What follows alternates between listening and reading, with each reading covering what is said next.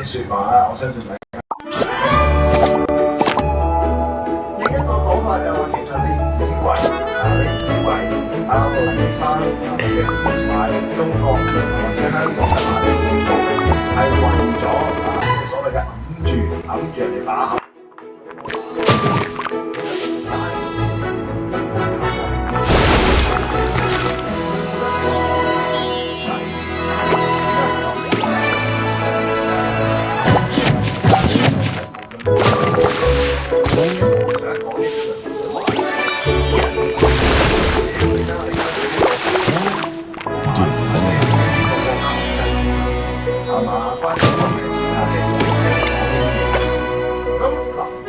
頭先我哋講嘅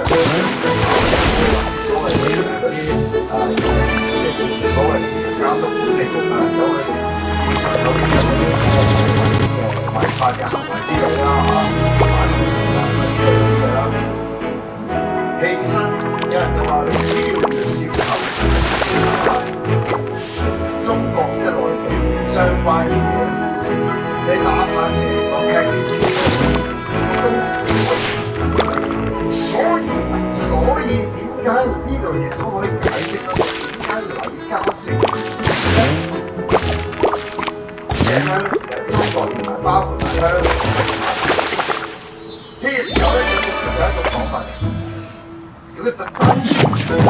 我咪成個交易唔關你事咯，係嘛？唔關你事，你冇去暫停我咯，係嘛？即係呢個亦都係一種講法啦。中國冇得嘈啦，我又唔買中即係中國嘅包括香港嘅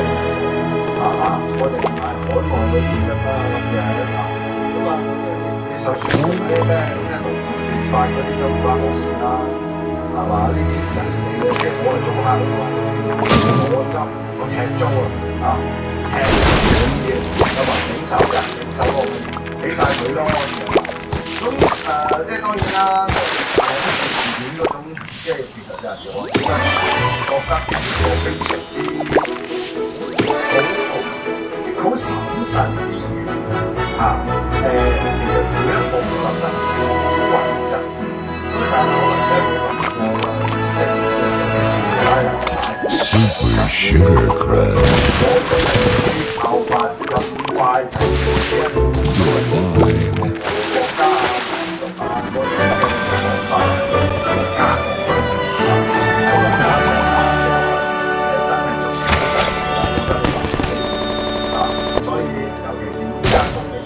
關係咁